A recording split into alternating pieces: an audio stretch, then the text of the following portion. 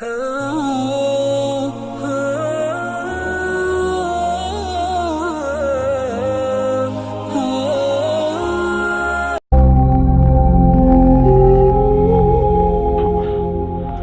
اللہ الرحمن الرحیم والصلاة والسلام علی رسولہ الکریم وعلی آلہ وصحبہ اجمعین۔ 17 رمضان المبارک شب جمعہ تھی اور زمانہ تھا حضرت علی رضی اللہ تعالی عنہ۔ آپ کی خلافت کو 5 سال کے قریب ہونے والے تھے، 4 سال 9 ماہ ہے۔ تو آپ گھر سے نکلے تو آپ نماز کے لیے اٹھاتے تھے لوگوں کو، الصلاۃ الصلاۃ الصلاۃ۔ مسجد کے دروازے میں داخل ہوئے تو وہاں خارجی عبد الرحمن بن ملجم چھپا ہوا تھا۔ اس نے آپ پر سیدھا وار کیا جو ایسے پیشانی کو چیرتا ہوا سر میں اتر گیا اور آپ کی داڑھی خون سے بھر گئی۔ تو میں قربان جاؤں اہل بیت کے اخلاق۔ لوگوں نے جب اسے پکڑ لیا تو آپ نے فرمایا کہ احسنوا نزلہ، یہ مہمان ہے، اس کا اچھی طرح اکرام کرو، اور اکرموا نزلہ واحسنوا مثواہ، کہ اس کا اکرام کرو، اسے اچھا کھانا کھلاؤ اور اس کو اچھا بستر دو نرم، اور میں زندہ رہا تو میں خود فیصلہ کروں گا کہ میں نے اسے چھوڑنا ہے، معاف کرنا ہے یا قتل کرنا ہے، اور اگر میں شہید ہو گیا تو میرے بعد تمہیں اجازت ہے، چاہو تو معاف کر دو تو اچھی بات ہے، ساتھ یہ بھی فرمائے، چاہو تو قتل کرو۔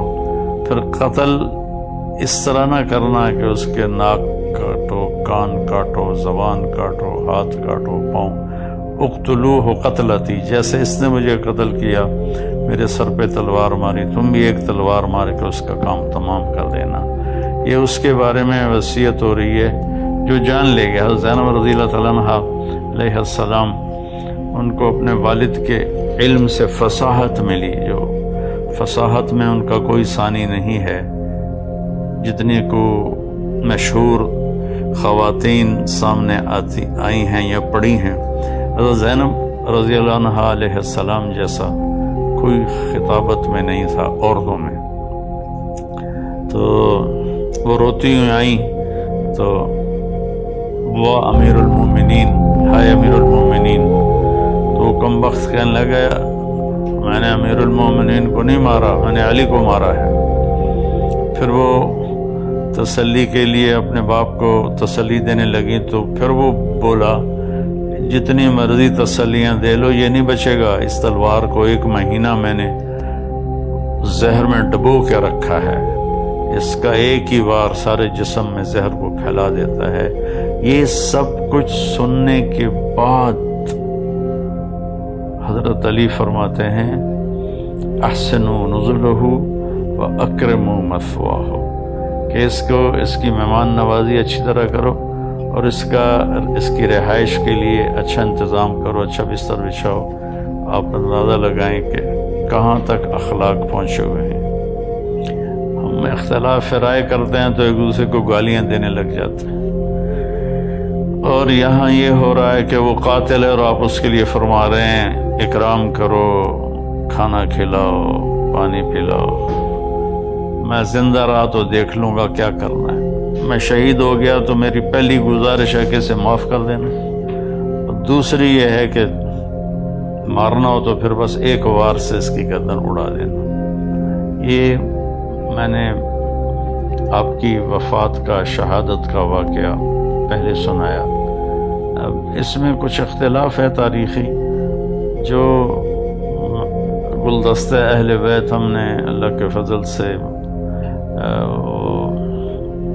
کوشش کر کے تیار کی، اس میں 17 رمضان جمعہ کی صبح آپ کو سر میں زخم لگا، اور 2 دن کے بعد ہفتہ اور اتوار آپ شدت زخم کتاب نہ لاتے ہوئے آپ نے اتوار کی رات کو جام شہادت نوش کیا، اور پھر پیر کے دن آپ کی تدفین ہوئی، اور آپ کا جنازہ حضرت امام حسن رضی اللہ تعالیٰ عنہ نے پڑھایا، اور آپ کو وہیں دار الامیر المومنین میں دفن کیا گیا۔ یہ تو مختصر آپ کی شہادت کا قصہ ہے۔ یہ سازش کیسے بنی؟ جنگ نہروان ہوئی خارجیوں کے ساتھ آپ کی، تو 3 خارجی، ایک یہ عبد الرحمن بن عوف، ایک مبرک بن عبداللہ التمیمی، اور ایک عمر بن بکر التمیمی، یہ 3 اکٹھے ہوئے کہ نہروان میں جو ہمارے ساتھی قتل ہوئے ان کے بعد تو زندگی کا کوئی مزہ ہی نہیں ہے، یہ سارا فساد جو پھیلا ہوا ہے کیوں نہ اس کا کوئی تدارک کریں۔ تو ایک نے ابن ملجم نے کہا میں علی کو قتل کروں گا، مبرک بن عبداللہ نے کہا میں معاویہ کو قتل کروں گا، اور عمر بن بکر نے کہا کہ میں عمر بن عاص کو قتل کروں گا، رضی اللہ تعالیٰ عنہ و رضوا عنہ۔ تو باقی 2 کی زندگی لکھی ہوئی تھی، ایک ہی رات سب نے طے کی تھی 17 رمضان کی صبح۔ تو اس دن عمر بن عاص رضی اللہ تعالیٰ عنہ بیمار تھے، نماز پڑھانے نہیں آئے، ان کی جگہ جو آئے وہ مارے گئے، اور معاویہ رضی اللہ تعالیٰ عنہ پر اس نے وار کیا، تو آپ تھوڑا سا اپنی بیداری میں تھے، دائیں بائیں دیکھتے ہوئے، تو آپ نے اس کے وار کو خطا کر دیا، لیکن کمر مبارک پر تلوار کا زخم لگا، چونکہ تلوار زہر، تینوں کی تلواریں زہر آلود تھی، تو ان کو زخم تو بہت بڑا لگا، لیکن آہستہ آہستہ اللہ تعالیٰ نے ان کو شفا دے دی اور وہ محفوظ ہوئے۔ تو اس میں عبد الرحمن بن ملجم یہ ہے، یہ جب کوفے آیا تو کوفہ میں خارجی عورت دیکھی تو اس پہ یہ عاشق ہو گیا، اس سے کہا مجھ سے شادی کرو۔ اس نے کہا میری ایک شرط ہے کہ علی کو قتل کرو۔ وہ کہنے لگا میں تو آیا ہی اس کام سے ہوں، لیکن تو پہلے مجھ سے شادی کر لے۔ تو اس نے اس سے شادی کر لی، اور اس کے بعد وہ اپنی اسکیم بناتا رہا۔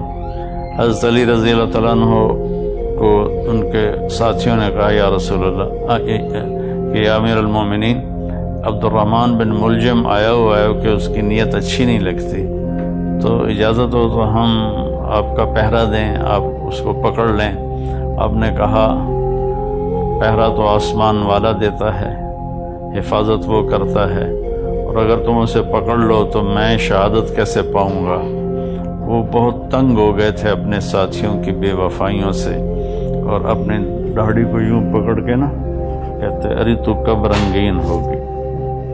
اس کے پیچھے ایک واقعہ ہے کہ آپ بیمار ہوئے بہت زیادہ، تو اللہ کے نبی پوچھنے آئے تو انہوں نے عرض کی یا رسول اللہ مجھے لگتا ہے میرا آخری وقت آ گیا۔ تو آپ نے فرمایا نہیں، تیرا آخری وقت نہیں ہے، تو اس وقت مرے گا جب تیرے سر کے خون سے تیری داڑھی رنگین ہو جائے گی۔ تو ہوئی بھی ایسے، اس نے یہاں تلوار ماری جس نے ماتھے کو بھی پھاڑ دیا اور یہاں تک کھوپڑی کو بھی پھاڑ دیا، تو سارا خون آیا اور داڑھی پہ لگ گیا۔ تو اتنا تنگ ہو گئے تھے زندگی کے آخری ایام میں اپنے ساتھیوں سے، بے وفا غدار بہت زیادہ ہو گئے تھے، اور تو آپ نے اپنی داڑھی مبارک کو یوں پکڑتے تھے، پھر کہتے متا تخزب، ارے تو کب تو رنگین ہوگی، تو کب رنگین ہوگی، یہ اس کو بار بار کہتے تھے۔ تو اس اللہ نے آپ کو یہ رتبہ نصیب فرمایا، اور آپ کو غسل دینے والے حضرت عبداللہ بن جعفر، جعفر طیار کے بیٹے، اور حسن اور حسین دونوں بیٹوں، اور نماز جنازہ حضرت حسن نے پڑھائی، اور دارالعمارہ میں آپ کی تدفین ہوئی۔ آپ کے 2 بھائی طالب، عقیل، 3 جعفر۔ طالب سب سے بڑے تھے، جس پر والد کا نام ابو طالب بنا، اور اس کے بعد تھے عقیل، اور اس کے بعد تھے جعفر جو موتا کی جنگ میں شہید ہوئے، اور حضرت علی رضی اللہ تعالیٰ عنہ سب سے چھوٹے تھے۔ آپ ابتدائی میں اسلام قبول فرما لیا کہ حضرت خدیجہ رضی اللہ تعالیٰ عنہ اور اللہ کا نبی نماز پڑھ رہے تھے، تو آپ اندر آئے، تو آپ نے کہا یہ کیا ہے میرے چچا کے بیٹے؟ تو آپ نے کہا بیٹا یہ نماز ہے اور میں اللہ کا نبی ہوں۔ آپ نے اسی وقت کلمہ پڑھ لیا۔ اس وقت آپ کی عمر بعضے کہتے ہیں 8 سال تھی، بعضے کہتے ہیں 10 سال تھی۔ 10 سال سے آگے کسی نے ذکر نہیں کیا، 10 8 8 10 اس طرح روایات کا اختلاف ہے۔ تو بھائیوں میں اختصار سے ہی تھوڑا بتانا چاہتا ہوں، ہمیں پتہ چلے کہ ہمارے جو بڑے تھے اور اللہ کی بارگاہ میں بڑے پاکیزہ پاک محبوب تھے، ان کی زندگیوں کی تھوڑی سی جھلک ہمیں مل جائے تو ہمیں بھی کچھ آخرت کا فکر پیدا ہو جائے گا۔ تو جب آپ نے ہجرت فرمائی تو آپ نے حضرت علی کو اپنے بستر پر لیٹایا کہ تم یہاں لیٹ جاؤ، اور یہ امانتیں ہیں، یہ لوگوں کے حوالے کر کے پھر تم بھی مدینے آ جانا۔ تو اس رات قریش مکہ نے آپ کو قتل کرنے کی سازش تیار کی تھی۔ آپ باہر نکلے اور مٹی اٹھا کے یوں پھینکی، وجعلنا من بین ایدیہم سدا ومن خلفہم سدا فغشیناہم فہم لا یبصرون، سورہ یاسین۔ ہم نے آگے بھی دیوار بنا دی، پیچھے بھی دیوار بنا دی، اور ان کو ہم نے اندھا کر دیا، وہ دیکھنے کے قابل نہ رہے اور آپ نکل گئے۔ تو شیطان نے نعرہ لگایا کہ تمہارا آدمی نکل گیا، تو انہوں نے ایسے گھر میں نظر دوڑائی تو صحن میں آپ سب پہ چادر اوڑھ کے لیٹے ہوئے تھے۔ ستمبر کا مہینہ تھا، گرمی ہوتی ہے، لیکن اپنے چہرے کو چھپانے کے لیے آپ نے اپنے اوپر چادر اوڑھی ہوئی تھی۔ اور صبح جب ہوئی اور آپ اٹھے تو قریش مکہ نے آپ کو پکڑ لیا اور مارنا شروع کیا کہ کدھر ہے محمد؟ آپ نے فرمایا میں تو تمہارے سامنے یہاں لیٹا ہوں، مجھے کیا پتا کدھر ہے؟ تو انہوں نے ان کو حرم کے ایک ستون کے ساتھ باندھ دیا، پھر کچھ دیر بعد چھوڑ دیا۔ 3 دن میں آپ نے امانتیں واپس کی، اور اس کے بعد آپ چھپتے چھپاتے جب مسجد قباء پہنچے، جو قباء کی وادی ہے، تو آپ کے پاؤں مبارک بالکل تربتر ہو گئے تھے خون سے، کنکریاں چپ چپ، جوتا بھی نہیں تھا پاؤں، کنکریاں چپ چپ کے 7 راتوں اور 7 دن کا سفر ہے۔ تو آپ کے پاؤں کے زخم بہت تکلیف دینے لگے۔ تو جب آپ قباء پہنچے تو اللہ کے نبی نے فرمایا علی کو بلاؤ، کہا جی وہ تو چل ہی نہیں سکتے اب۔ پھر آپ خود تشریف لے گئے، ان کے پاؤں کو دیکھا تو آپ رونے لگے۔ پھر آپ نے اس سے اپنا لعاب نکالا اور یوں کر کے لگایا ایک پاؤں پر، اور پھر لعاب دوسرے پاؤں پر، ایک دم سارے زخم ٹھیک ہو گئے اور آپ اللہ کے فضل سے شفا یاب ہو گئے۔ جنگ بدر میں آپ نے کیا کیا کہ جب دشمن آمنے سامنے ہوئے تو عتبہ بن ربیعہ اور شیبہ بن ربیعہ اور ولید بن عتبہ، ایک ہی گھر کے 3 آدمی، عتبہ اور شیبہ دونوں بھائی، اور ولید عتبہ کا بیٹا اور عتبہ ربیعہ کا بیٹا، یہ نکلے جنگ میں کہ آیا ہے کوئی ہمارے مقابلے میں۔